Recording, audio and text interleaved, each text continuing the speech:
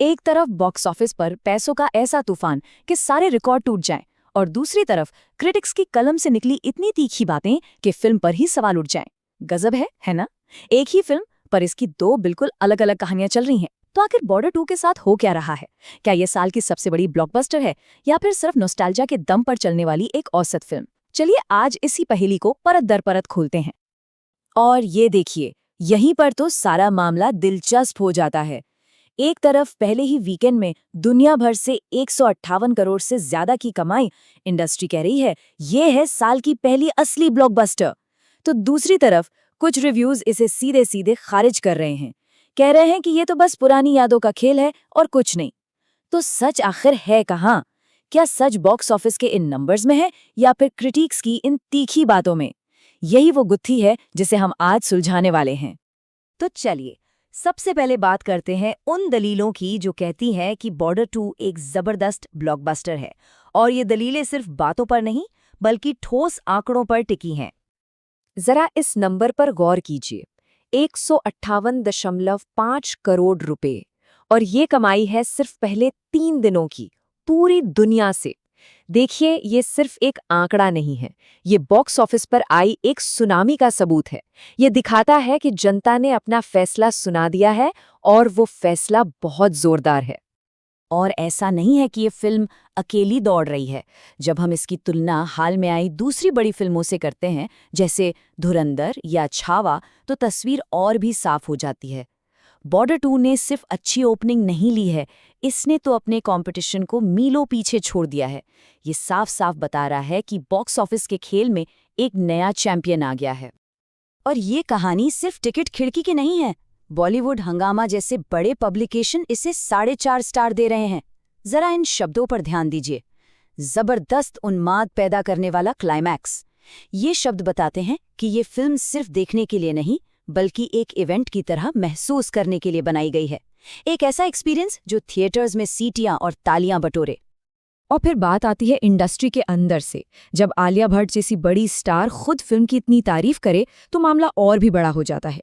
ये सिर्फ एक रिव्यू नहीं रह जाता, ये इस बात का संकेत है कि फिल्म को इंडस्ट्री के अंदर भी खूब पसंद किया जा रहा है। लेकिन जैसा कि हमने कहा था, सिक्के का दूसरा पहलू भी है। तो चलिए अब कहानी के उस हिस्से में चलते हैं जहां तारीफें कम और तीखे सवाल ज्यादा हैं। तो क्रिटिक्स को आखिर क्या पसंद नहीं आया? शिकायतों की लिस्ट जरा लंबी है। कहा जा रहा है कि फिल्म पूरी तरह से पहली फिल्म की यादों पर टिकी है। हिस्टोरिकल रिसर्च में बड़ी गलतियां हैं। देशभक्ति का डोज इतना ज्यादा है कि वो थोड़ा बनावटी लगता है। ऊपर से 3.25 घंटे की लंबाई।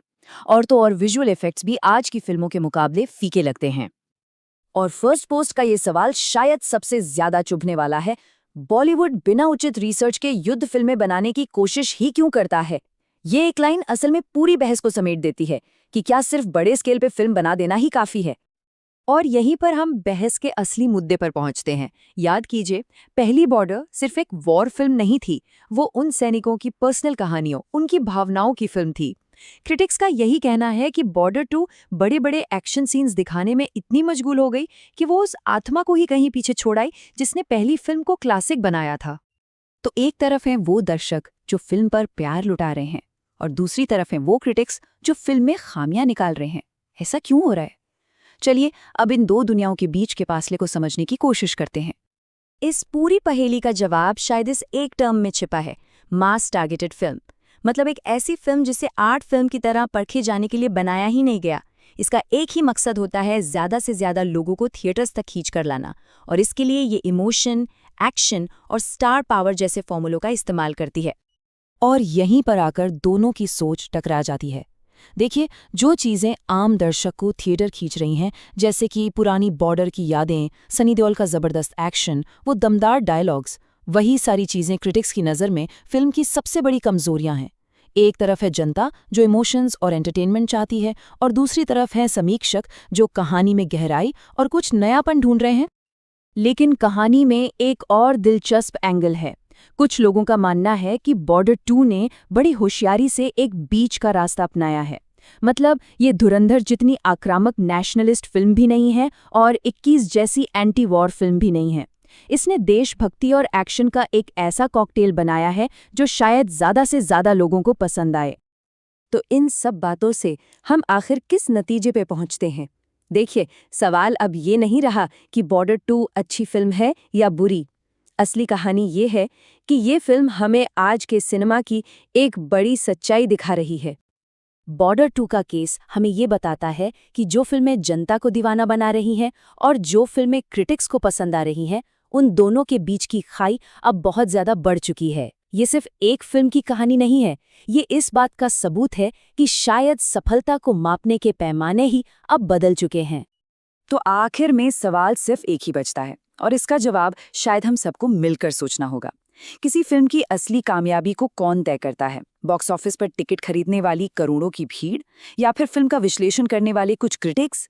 इसका जवाब चाहे जो भी हो, बॉर्डर 2 ने इस बहस को एक बार फिर से जिंदा कर दिया है।